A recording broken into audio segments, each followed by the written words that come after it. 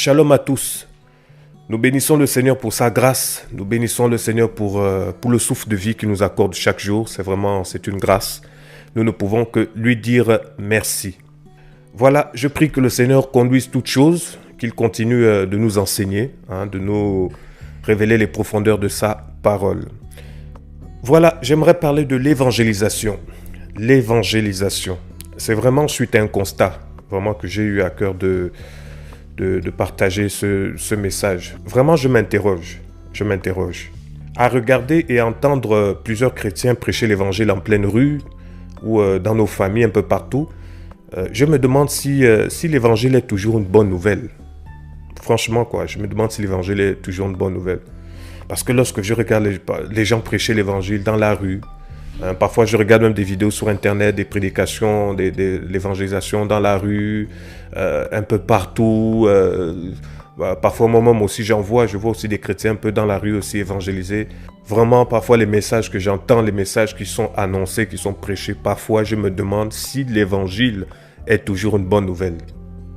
Parce que beaucoup dans leur façon de prêcher condamnent plus les païens. Beaucoup condamnent les païens dans leur façon de prêcher. Et vous savez, frères et sœurs, cette façon de faire, ça vide l'évangile de sa qualité de bonne nouvelle. Beaucoup dans leur façon de prêcher condamnent plus les païens. Il y a même des chrétiens qui sont même en conflit avec les païens, que ce soit dans la rue, partout, en conflit. On menace, c'est-à-dire qu'on passe le temps à menacer les païens d'aller en enfer. Vous savez, la Bible nous dit que lorsque le Seigneur est mort, après la mort, 3 jours après, il est ressuscité. Et lorsque après la résurrection, le Seigneur a dit aux disciples, allez partout et prêchez la bonne nouvelle à toute la création. Donc, c'est lorsqu'il s'est ressuscité, lorsque le Seigneur a vaincu la mort, lorsqu'il est sorti du tombeau vivant, victorieux, il a dit maintenant, allez annoncer la bonne nouvelle. Il n'a pas dit, allez annoncer une mauvaise nouvelle, une bonne nouvelle. Mais on doit se poser la question, c'est quoi cette bonne nouvelle ? Parce qu'aujourd'hui, beaucoup, lorsqu'ils prêchent dehors l'évangélisation, lorsque les gens évangélisent dans la rue, les gens évangélisent dans nos familles, parfois il y en a même qui sont en conflit avec leurs parents. Il y en a même qui ne respectent, c'est-à-dire dans leur façon de prêcher l'évangile, ils sont même impolis. Ils sont mal éduqués. C'est vraiment de l'incivisme, du manque de respect. C'est quand même terrible. Beaucoup, au lieu d'annoncer la bonne nouvelle aux païens, ils passent leur temps à les menacer d'aller en enfer. Mais pensez-vous que c'est une bonne nouvelle pour eux? Au lieu d'annoncer la bonne nouvelle aux païens, on passe leur temps à les menacer d'aller en enfer. L'enfer est sous tes pieds. L'enfer est sous tes pieds. Répands-toi. Si tu meurs, c'est l'enfer. L'enfer, ceci, l'enfer à gauche, à droite. Vous irez en enfer. Machin, sors de ton péché. L'enfer. C'est-à-dire qu'aujourd'hui, les gens vont se convertir, vont venir au Seigneur, pas parce qu'ils ont expérimenté le Seigneur, mais ils vont venir au Seigneur par peur de l'enfer. C'est comme si tu demandes à une personne de t'aimer. Et si cette personne ne t'aime pas, tu l'envoies en prison. Mais la personne sera obligée de t'aimer malgré elle, malgré lui, il sera obligé de t'aimer. Parce qu'il n'a pas envie d'aller en prison. Donc on comprend que cet amour-là, que cette personne aura pour toi, ne sera pas vraiment un amour véritable. Voilà pourquoi nous avons des faux convertis. Ils ont été tellement menacés d'aller en enfer, comme ils ont peur d'aller en enfer, ils viennent vers le Seigneur tout simplement comme ça, sans le connaître véritablement. Parce qu'on leur a dit simplement l'enfer à gauche. On ne leur a pas parlé de qui est le Mashiach, qui est le Sauveur. Vous savez, quand on annonce l'évangile, là, c'est le Messie qu'on présente. C'est Yeshua HaMashiach. Beaucoup, au lieu d'annoncer la bonne nouvelle aux païens, ils passent leur temps à les menacer d'aller en enfer. C'est vrai que le Seigneur condamne le péché, mais il faut comprendre qu'il ne condamne pas le pécheur. Il y en a, ça évangélise, parfois même, je me rappelle, il y a des gens même, il y en a même des chrétiens qui évangélisent dans des avions, c'est-à-dire que l'avion en plein vol, des chrétiens sont en train de crier à l'intérieur dans l'avion, repentez-vous, si vous ne repentez pas, c'est l'enfer qui vous attend, ça chante même, oh Yeshua revient, oh repentez, c'est-à-dire qu'en plein vol, vous êtes en train de crier, repentez-vous, même le pauvre pilote là. Le pauvre pilote n'est même plus concentré pour piloter l'avion. Toi, tu le déranges, repentez-vous, machin, tout ça. Ça crie, ça machin. C'est quoi? Ça, c'est du désordre. Vous pensez que les gens vont se repentir comme ça? Quelqu'un prend son avion, il est fatigué. L'avion, c'est 7 heures. Les gens ont fait 7 heures de voyage. Vous atterrissez, 7 heures de voyage, vous êtes à l'aéroport, vous êtes dans l'avion est en train de se stationner. Vous êtes là en train de crier, repentez-vous. Oh, Yeshua revient, repentez-vous. La Bible dit, attends, 7 heures de vol, les gens sont fatigués. Repose-toi. C'est pas comme ça qu'on gagne les gens au Seigneur. Aujourd'hui, l'évangile n'est plus une bonne nouvelle. Beaucoup, c'est maintenant la condamnation. Oh, sortez du péché, sors du concubinage, sors de ceci, sors. Mais attends, c'est comme si tu demandais à un prisonnier de sortir de sa prison tout en sachant qu'il n'a pas les clés. Les gens demandent aux païens de sortir de leur situation. Sors du péché, sors de ci, sors de l'adultère, sors de... Mais tu lui dis de sortir, tu ne lui donnes même pas les clés. Il va sortir comment? La Bible nous dit que la nature de l'homme est corrompue par le péché. Ça veut dire que les païens là, quand ils pêchent, quand ils font tout ce qu'ils font là, c'est leur nature. C'est une nature pécheresse. Ils ont besoin d'entendre une bonne nouvelle. Cette bonne nouvelle, c'est quoi? C'est de dire que le Créateur, Yeshua HaMashiach, est venu pour leur donner une vie nouvelle. Yeshua est venu leur donner une nouvelle espérance. Yeshua est venu leur donner la vie. Il est venu changer leur nature. Mais toi, tu es là, sors d'ici, sors du péché, sors de la masturbation, sors de sinon tu vas en enfer. Mais comment un païen va sortir du péché si tu ne lui donnes pas les clés, si tu ne lui présentes pas la solution? C'est comme si tu demandais à un prisonnier de sortir de sa prison tout en sachant qu'il n'a pas les clés. J'avais même vu des vidéos des gens qui évangélisaient, ils sont allés devant une église catholique pendant que ces catholiques étaient en train de faire leur messe, je pense à la sortie. Ils se sont mis devant l'église catholique, là, ils ont crié, oh, repentez-vous, le catholicisme, là, vous mourrez, c'est l'enfer qui vous attend. Tout ça, il y a un qui est même allé devant la croix du Jésus catholique, là. Ça, là, c'est un démon, c'est un démon. Mais attendez, ça, c'est quel évangile? C'est quoi ça, c'est quelle évangélisation, ça? Après tout ça, c'était des confrontations. Des mamans qui se sont mises en colère, elles se sont fâchées, tout ça, machin. Et ces jeunes-là venaient toujours vers ces mamans-là pour leur dire, repentez-vous, l'enfer est sous vos pieds, l'enfer est sous vos pieds. C'est quoi ça? Mais vous êtes impolis? La Bible nous dit dans le livre de Jean, Yohanan, au chapitre 1, à partir du verset 17, la Bible dit « Car la Torah a été donnée par le moyen de Moshe, de Moïse, la grâce et la vérité sont venues par le moyen de Yeshua HaMashiach, Jésus-Christ. » La Bible dit que la grâce et la vérité, donc pas seulement la vérité, mais la grâce aussi. La grâce et la vérité est venue par le moyen de Yeshua HaMashiach. Donc le Seigneur est venu apporter la grâce et la vérité. Il est venu prêcher la vérité, il est venu apporter la grâce. Mais nous, on se limite seulement à dire la vérité. Oui, l'enfer est sous tes pieds. Oui, le péché ci, le péché ça. Mais où est la grâce? Où est cette bonne nouvelle aussi que tu annonces? Aujourd'hui, nous, on crie sur tout le monde. On crie sur tout le monde. On menace tout le monde. Parfois même, il y en a même qui dénoncent les inconvertis avec la haine. Parfois, vous voyez des gens prêcher l'évangile dans la rue. C'est comme s'ils ont la haine contre les inconvertis. Alors que ces inconvertis qui sont là, ils sont liés par le péché. Ils sont esclaves du péché. Ils ont une nature corrompue. Donc même quand tu dis à tel païen, pendant que tu prêches, hein, toi, sors du concubinage, sinon tu vas en enfer. Mais le problème, ce n'est pas seulement le concubinage chez les païens. Le problème, ce n'est pas seulement la fornication chez les païens. Le problème, c'est leur nature pécheresse entière. Ce n'est pas seulement un péché particulier. C'est leur nature pécheresse entière qui est corrompue par le péché. Et cette nature, voilà pourquoi la Bible nous dit que le Seigneur, lorsque nous venons au Seigneur, il nous prend, il nous cloue. C'est-à-dire que notre vieille nature est crucifiée avec lui. Donc le Seigneur ne prend pas un péché particulier, le concubinage, et puis va clouer ça à la croix et le reste. Non, il prend la vieille nature, il la cloue entièrement, la vieille nature et toutes ses œuvres. Donc toi, tu prêches, tu dis seulement, sors du concubinage. Si tu meurs dans le concubinage, tu vas en enfer. Bon, ok, si le païen maintenant, là, il sort du concubinage, il va se dire, bon, je suis sorti du concubinage, je suis maintenant en règle avec le Seigneur. Je peux continuer à fumer, je peux continuer à boire, je peux continuer à faire ce que je veux. Parce que tu lui as seulement dit, sors du concubinage. C'est comme si le problème de l'homme, c'est le concubinage. C'est comme si le problème de l'homme, c'est la masturbation. Le problème de l'homme, c'est son péché en général. Le problème de l'homme, c'est sa vieille nature. C'est sa vieille nature. Voilà pourquoi l'apôtre Paul nous dit que lorsque nous sommes convertis, nous devons nous revêtir de l'homme nouveau. Nous devons revêtir une nouvelle nature. Cette bonne nouvelle-là, c'est que Yeshua HaMashiach est venu nous donner aussi une nouvelle nature. Il est venu régler le problème du péché.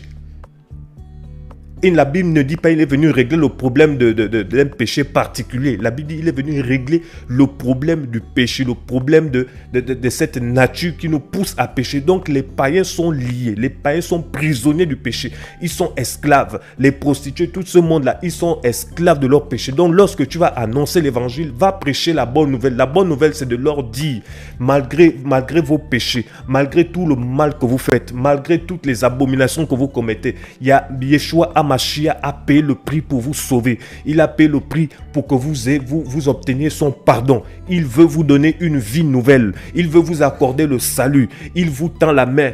Il vous aime. Il ne vous condamne pas, mais il condamne simplement vos péchés. Il condamne vos iniquités. Mais lui, il vous aime. Il veut vous donner une vie nouvelle. Ça, c'est une bonne nouvelle. Ça dit que quelqu'un qui est esclave d'un péché va comprendre, va se dire, waouh, mais il y a quelqu'un qui peut me libérer. Il y a quelqu'un qui peut me délivrer. Vous savez, le mot évangélisation, ça provient d'un mot grec. Le mot évangélisation, dans le grec, c'est euangelizomai, qui signifie littéralement apporter une bonne nouvelle. Donc, quand on parle de l'évangélisation, c'est apporter une bonne nouvelle. L'évangélisation, c'est partager la bonne nouvelle que la mort de Yeshua HaMashiach, son ensevelissement et sa résurrection ont conquis le péché. Donc, le péché nous sépare d'un Elohim saint. La bonne nouvelle est que nous pouvons être reconnectés au Créateur et assurés d'une éternité avec lui au ciel lorsque nous croyons à Yeshua HaMashiach, lorsque nous mettons notre foi en lui. La bonne nouvelle, c'est de dire aux gens, peu importe vos péchés, Yeshua le Messie est venu vous offrir gratuitement une vie nouvelle et son pardon. Cela est une bonne nouvelle. Que Yeshua est venu vous donner une vie nouvelle. Il est venu vous donner la vie éternelle. Peu importe vos péchés, il est prêt à vous pardonner. Peu importe vos abominations, il est prêt. C'est ça une bonne nouvelle. Ça veut dire que peu importe les péchés que les païens commettent, vous devez leur dire que peu importe vos péchés, le Seigneur est prêt à vous pardonner et vous donner une vie nouvelle afin que vous repartiez à zéro avec lui. C'est ça une bonne nouvelle. C'est bonne parce qu'il y en a, quand vous évangélisez dans la rue, quand on évangélise dans la rue, dans nos familles, il y en a qui ont des cœurs brisés.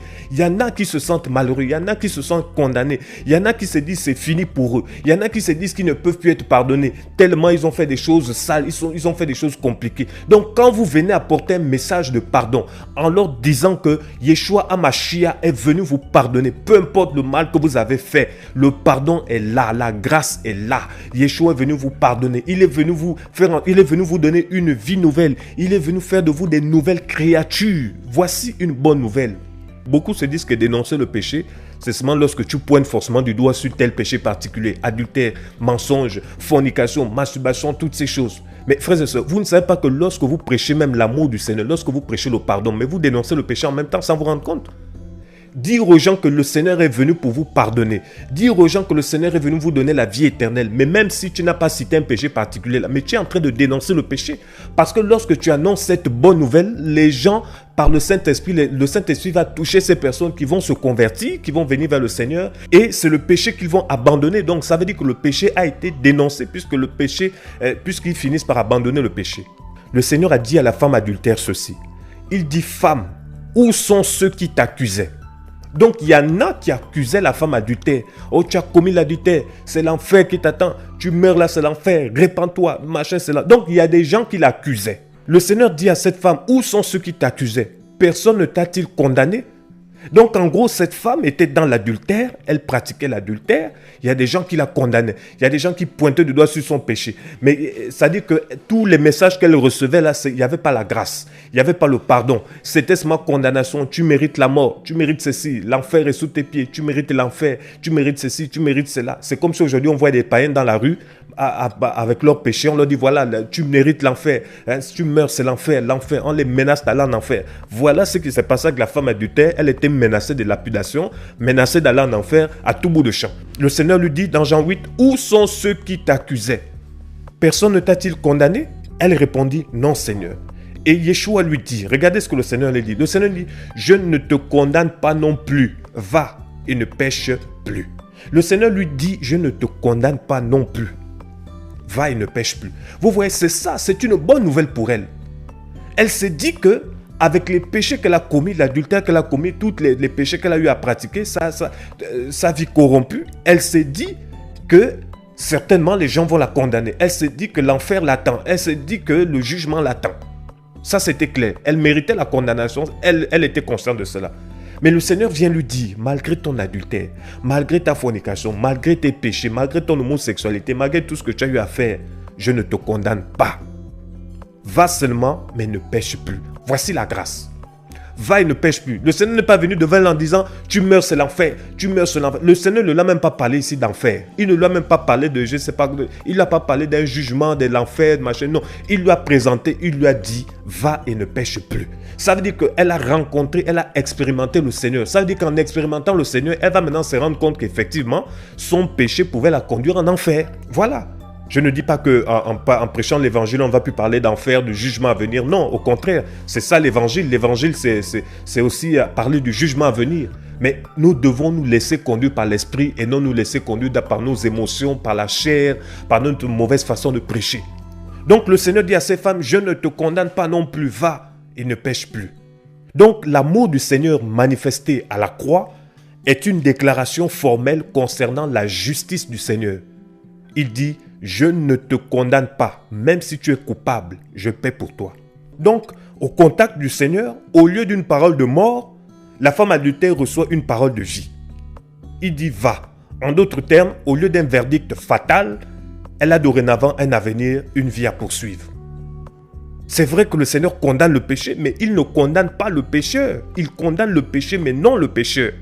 Regardez ce qu'il est dit dans le livre d'Ésaïe 61, la mission du Mashiach. Le Seigneur dit, l'esprit d'Adonai Yahweh est sur moi, car Yahweh m'a oint pour porter la bonne nouvelle aux malheureux. Donc le Seigneur sait, le Créateur sait que parmi la foule, parmi tous ces gens dans la rue, dans nos familles, il y a des malheureux. Donc ces malheureux ont besoin d'entendre la bonne nouvelle. Deuxièmement, il dit, il m'a envoyé pour guérir ceux qui ont le cœur brisé. Donc il y en a qui ont les cœurs brisés, il y en a qui ont les cœurs meurtris, des cœurs brisés. Ces personnes qui ont des cœurs qui saignent là, ils n'ont pas besoin d'entendre des paroles de condamnation. Ils n'ont pas besoin d'entendre tout le temps des gens qui les menacent d'aller en enfer. Les gens qui, c'est comme si aujourd'hui, c'est comme si on forçait les gens à se repentir, on forçait les gens à se convertir. Donc il y en a dans la foule qui ont des cœurs brisés. Et le Seigneur sait. Voilà pourquoi il dit que j'ai été envoyé aussi pour guérir ceux qui ont le cœur brisé. Donc quand tu annonces l'évangile là, que ça soit dans les rues partout, sache qu'il y en a qui ont des cœurs brisés, qui ont besoin de guérison. Il m'a envoyé pour guérir ceux qui ont le cœur brisé, pour proclamer aux captifs la liberté. Donc la Bible dit pour proclamer aux captifs la liberté. Donc il y a des captifs, beaucoup sont captifs, ils ont besoin de liberté. Donc un prisonnier, quelqu'un qui est captif, la bonne nouvelle pour lui c'est quoi? C'est d'apprendre qu'il peut être libre. La bonne nouvelle pour lui c'est quoi? C'est d'apprendre que le Mashiach, Yeshua, Jésus-Christ est venu pour lui rendre libre de sa captivité, de sa prison du péché. Qu'il peut être libre. Voici une bonne nouvelle. C'est comme si tu vas en prison tout de suite, tu dis aux prisonniers, sortez de votre prison, sinon vous irez en enfer. Mais ils vont te dire, mais mon cher, ça fait 10 ans que je suis en prison, tu me demandes de sortir là, je vais sortir comment alors que c'est ma maison, je suis prisonnier. C'est plus une bonne nouvelle. Tu viens les menacer de sortir, sinon ils auront un enfer. Mais ils vont faire comment? Ils sont liés par le péché, ils sont prisonniers, ils sont dans leur prison. La bonne nouvelle, c'est quoi? C'est de dire aux prisonniers, écoutez, vous êtes en prison depuis 10 ans, depuis 20 ans, peu importe ce que vous avez fait, peu importe ce qui vous a emmené en prison, je viens vous annoncer une bonne nouvelle. Dès demain, vous allez sortir de votre prison parce qu'il y a quelqu'un qui a payé le prix. Mais voici une bonne nouvelle. Ils vont dire, waouh, mais attends, on va sortir de prison, qu'est-ce qui se passe? Mais oui, quelqu'un a payé le prix pour vous. Quelqu'un veut vous donner une nouvelle vie, un avenir meilleur. Quelqu'un veut vous donner la vie éternelle. Oui, vous sortirez demain à 8 heures, vous allez sortir parce qu'il y a quelqu'un qui a payé le prix. Et lorsque tu annonces cette bonne nouvelle, ils vont chercher à rencontrer cette personne-là qui a payé le prix. Ils vont chercher à rencontrer qui est cet homme qui a payé le prix pour eux. C'est ça une bonne nouvelle. Allez en prison, dites aux prisonniers, dès demain, là, à partir de 8 heures, vous allez sortir de la prison. Mais ils seront en joie. Ils seront en joie lorsque vous allez leur dire que c'est possible. Vous pouvez sortir de la prison parce qu'il y a quelqu'un qui a payé le prix pour vous. Demain, vous allez sortir. C'est ça une bonne nouvelle. Mais imaginez aujourd'hui les prisonniers, les gens sont en prison, vous allez devant leur prison, vous allez les menacer d'aller en enfer, hein, vous savez qu'ils sont en prison, sors de ta prison, mais tu dis de sortir de la prison, tu sais bien qu'il est esclave, tu lui dis de sortir de la prison, tu sais bien qu'il n'a pas les clés, mais il va sortir comment? On sort de ta prison, hein, tu es dans le péché, mais voilà pourquoi il est en prison, parce qu'il est dans le péché. Donc présente-lui la solution au lieu de passer tout le temps le pointer du doigt.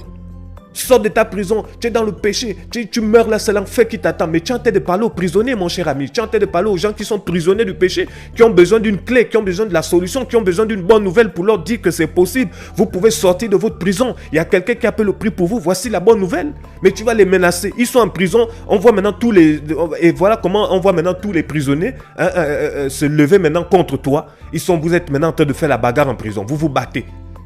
Et pendant que vous vous battez, tu continues à leur dire, sortez de la prison, sortez de la prison. Mais ils vont sortir comment? Ils sont liés. Ils vont sortir comment? Ils sont dans des cages. Comment ils vont sortir? Où est la bonne nouvelle? Parfois, lorsque nous prêchons l'évangile, beaucoup oublient que les païens, ceux qui n'ont pas le Seigneur, sont prisonniers. Ils sont comme dans une prison. Il m'a envoyé pour guérir ceux qui ont le cœur brisé, pour proclamer aux captifs la liberté. Voici une bonne nouvelle. Ceux qui sont captifs, le fait de leur annoncer la liberté, c'est une bonne nouvelle. Le fait de dire à ceux qui ont le cœur brisé que vos cœurs peuvent être guéris, c'est une bonne nouvelle. Le fait de dire aux malheureux qu'ils peuvent retrouver la joie, c'est une bonne nouvelle. Le fait de dire aux captifs, aux prisonniers qu'ils peuvent retrouver la liberté, c'est une bonne nouvelle. Pour proclamer aux captifs la liberté et aux prisonniers l'ouverture de la prison. Mais c'est une bonne nouvelle. Lorsqu'on proclame aux prisonniers l'ouverture de la prison, c'est une bonne nouvelle. Et même dans nos pays, il y a ce qu'on appelle la grâce présidentielle. C'est-à-dire il y a des prisonniers, ceux qui ont commis des délits mineurs. Il y a des prisonniers, par exemple, qui obtiennent la grâce présidentielle. Dans plusieurs pays, ça se passe ainsi. Voilà, le président va par exemple signer un décret en disant, bon, il va libérer 400 prisonniers. Mais pendant la grâce présidentielle, là, les prisonniers sont contents.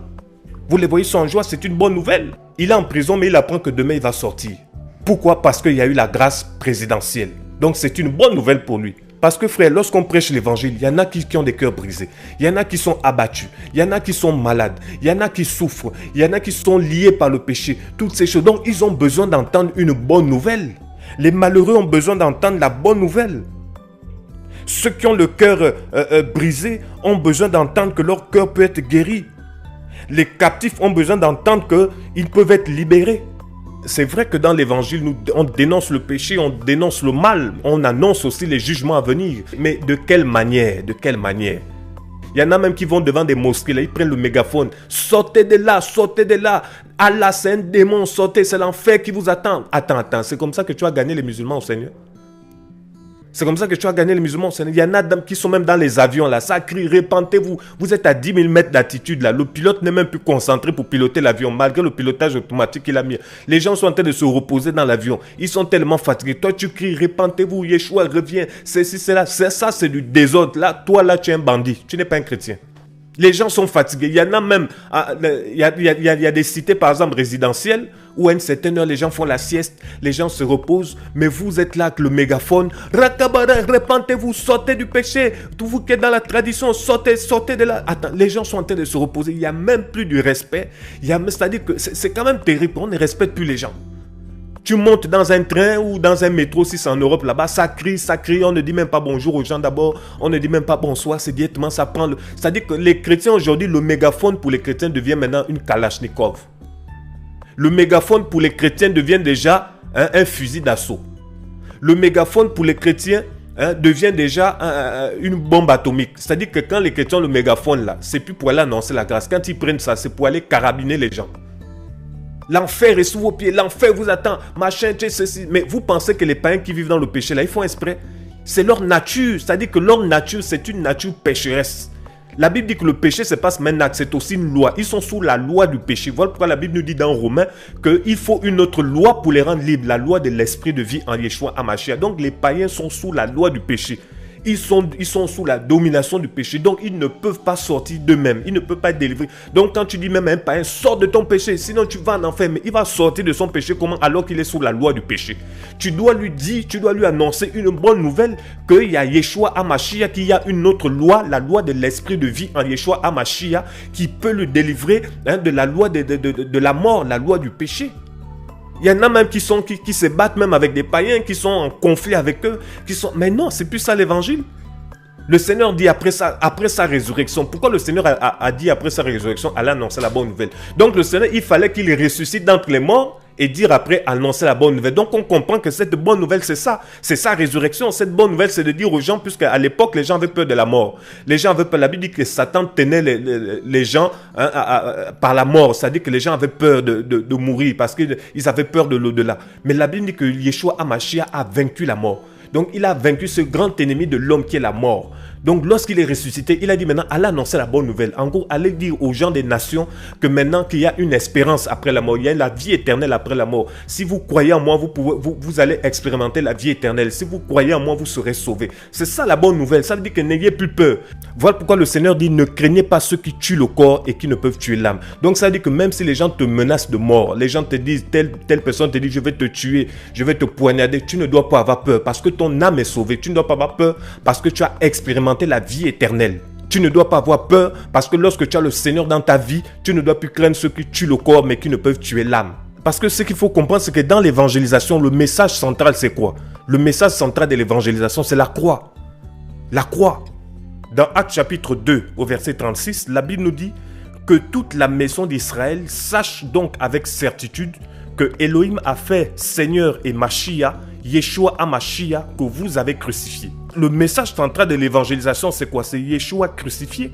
Yeshua HaMashiach est devenu le message central de l'évangile. Beaucoup de païens aujourd'hui ont peur de mourir, beaucoup ont peur de la mort. Mais la Bible nous dit dans 2 Timothée au chapitre 1, verset 10, nous dit ceci, et qui a été manifesté maintenant par l'apparition de notre Sauveur, Yeshua HaMashiach, qui a détruit la mort et a mis en évidence la vie et l'immortalité par l'évangile. Voici une bonne nouvelle. Cette bonne nouvelle, c'est que Yeshua HaMashiach a détruit la mort et a mis en évidence la vie et l'immortalité par l'évangile. Voici une bonne nouvelle. Hébreux 2,14 nous dit, ainsi donc, puisque les enfants participent au sang et à la chair, il y a également participé lui-même, afin que, par la mort, il anéantisse celui qui a la puissance de la mort, c'est-à-dire le diable. Voici une bonne nouvelle. Donc le mot grec, kartagéo, qui est traduit par anéantir, signifie être vidé de sa vigueur, rendu inactif, inutile. Donc le jour de la victoire est arrivé par le triomphe de Yeshua HaMashiach lorsque la mort a été engloutie dans la victoire. Vous savez, pour tout être humain, l'horreur véritable de la mort est de mourir dans son péché et de passer dans l'au-delà chargé de culpabilité.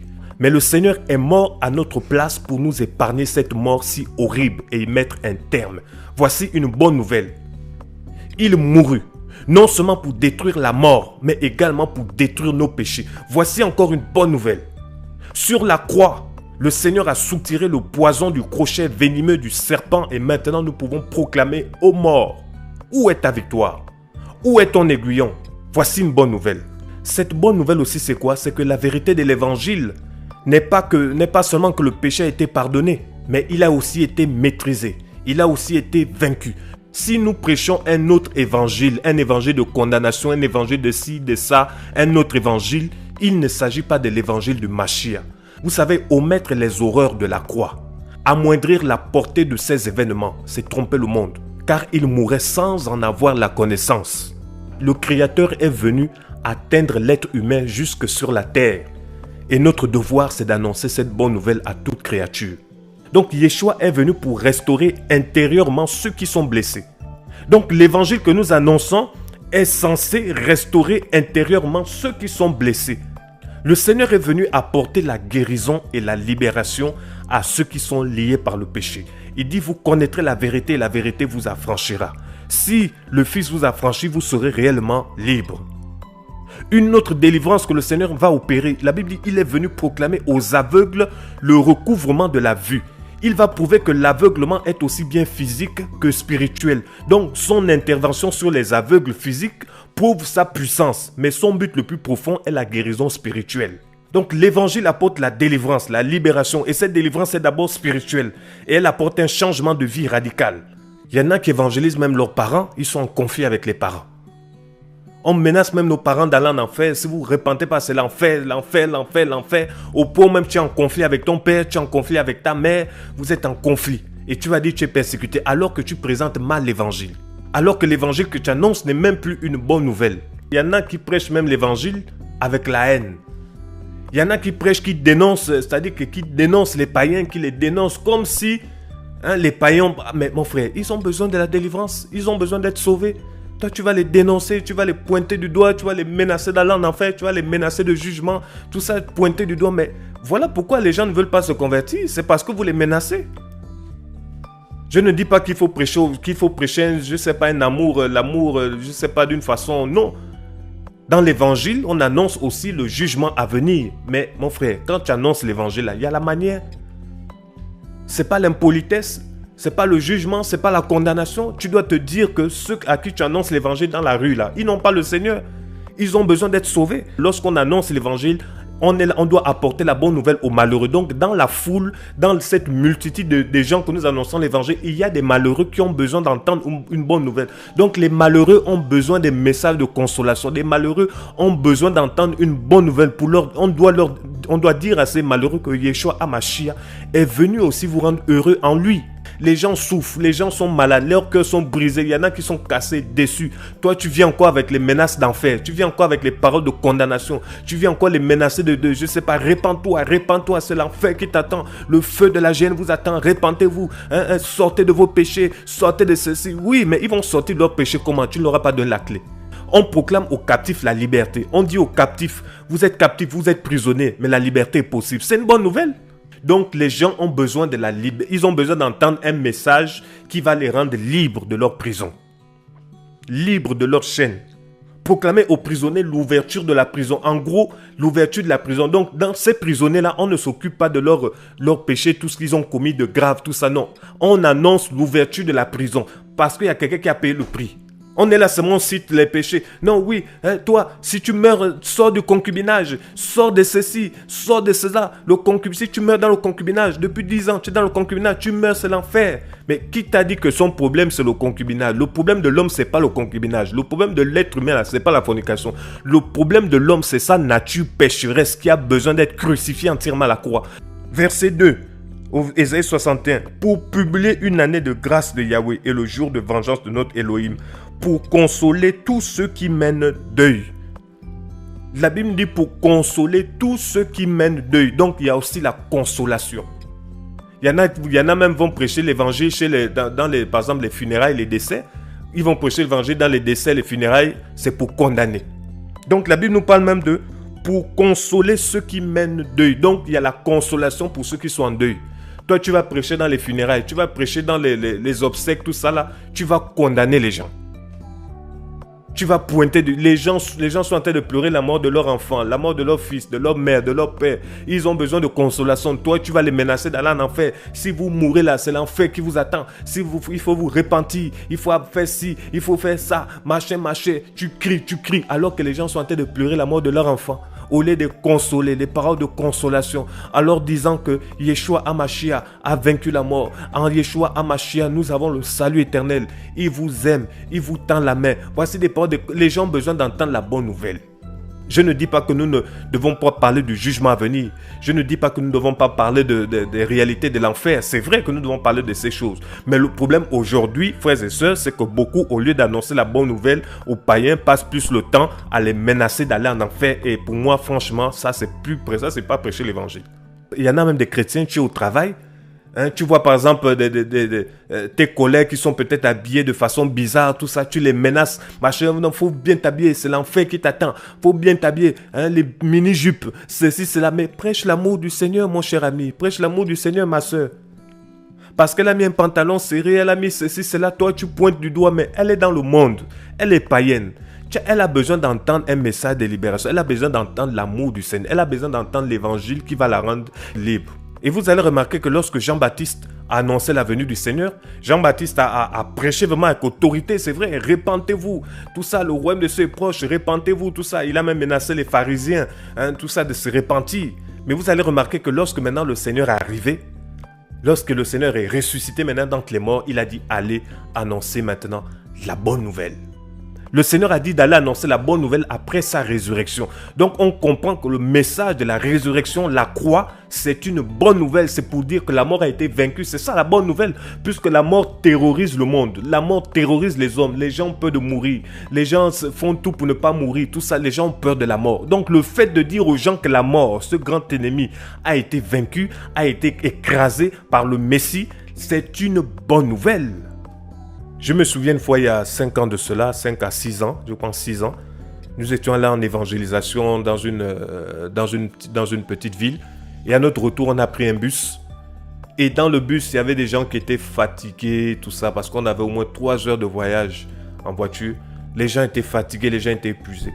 On s'est mis à chanter, à crier dans le bus. On s'est mis à parler, à prêcher l'évangile d'une façon, franchement, on s'est mis à crier. Les gens n'arrivaient même plus à dormir dans le bus.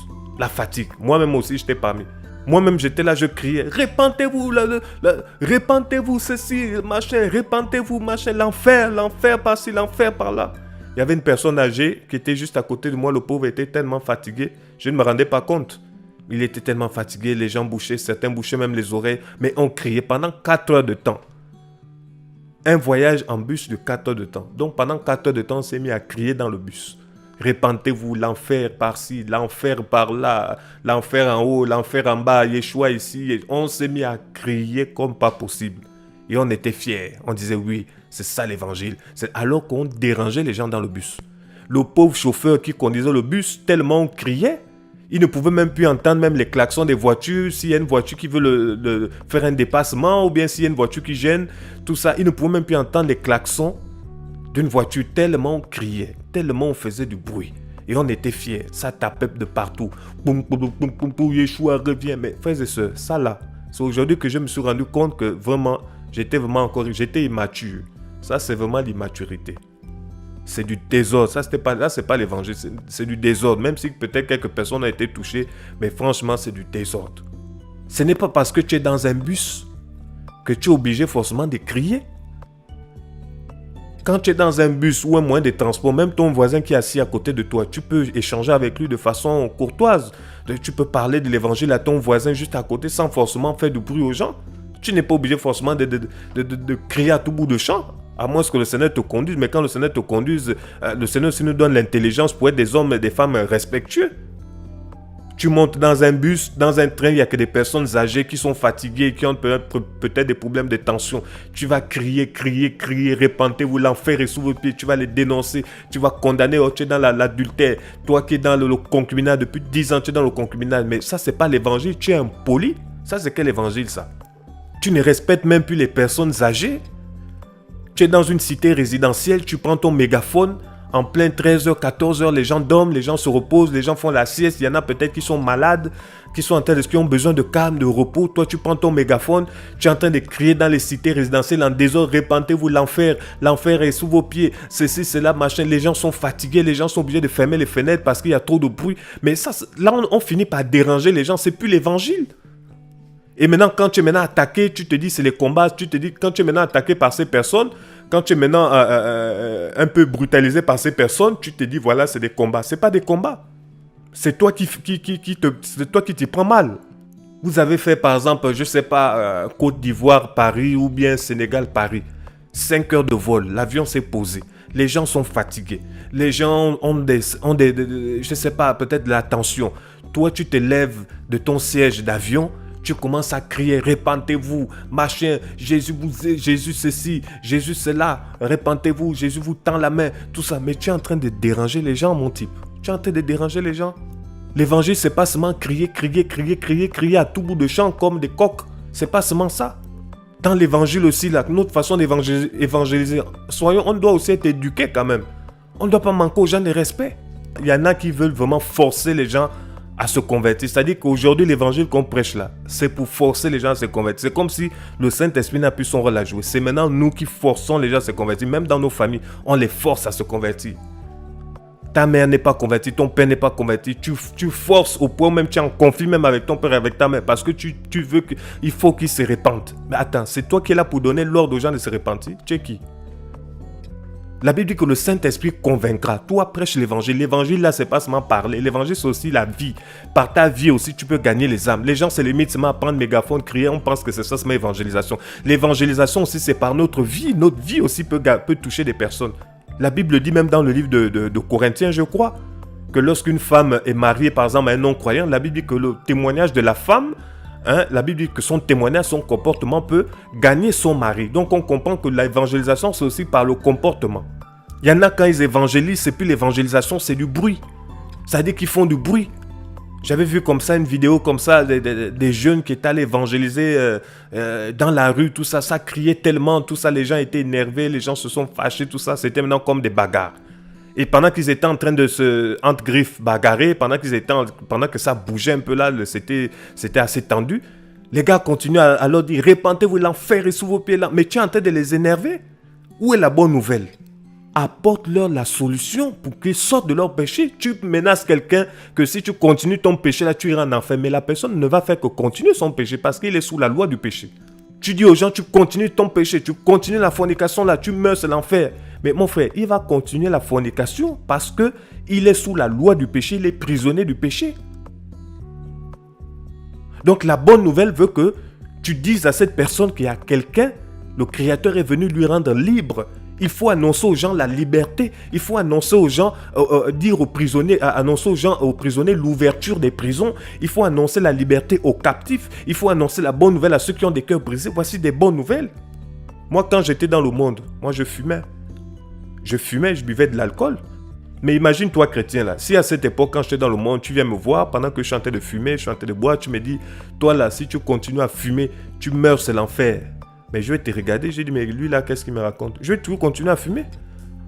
Parce que la cigarette, par mes propres forces, je ne peux pas abandonner la cigarette. Par mes propres forces, je ne peux pas. Même moi qui étais dans le monde, qui fumait, qui buvait, je n'arrivais pas par mes propres forces. J'ai tout essayé. Je pouvais faire une semaine sans fumer. Mais après, tac, je retombe. Je pouvais faire 2 semaines. Tac, je retombe. À chaque fois, je ne faisais que retomber. Pourtant, j'entendais des gens qui prêchaient l'évangile aussi dans la rue. Qui disaient, voilà, si tu continues à fumer, tu continues à boire, c'est l'enfer. Mais je faisais des fois, je n'arrivais pas. Pourquoi? Parce que j'étais prisonnier. J'étais sous la loi du péché. Donc j'avais besoin d'entendre une bonne nouvelle, j'avais besoin d'entendre le message d'un sauveur, j'avais besoin d'entendre qu'il y a un créateur, qu'il y a Yeshua HaMashiach, j'avais besoin d'entendre qu'il y a Jésus-Christ qui est venu pour me rendre libre. C'est ça une bonne nouvelle. Parce qu'il y en a qui veulent arrêter, par exemple, l'alcool, il y en a qui veulent arrêter le péché en général, il y en a qui veulent abandonner leur vie. Mais ils ont besoin d'entendre une bonne nouvelle, ils ont besoin d'entendre qu'il y a quelqu'un qui est venu pour les rendre libres. Ils ont besoin d'entendre qu'il y a quelqu'un qui est venu pour leur donner un avenir meilleur. Quelqu'un qui est venu pour leur donner faire d'eux des nouvelles créatures. Quand on prêche l'évangile aujourd'hui qu'on prêche ça devient plus de la condamnation.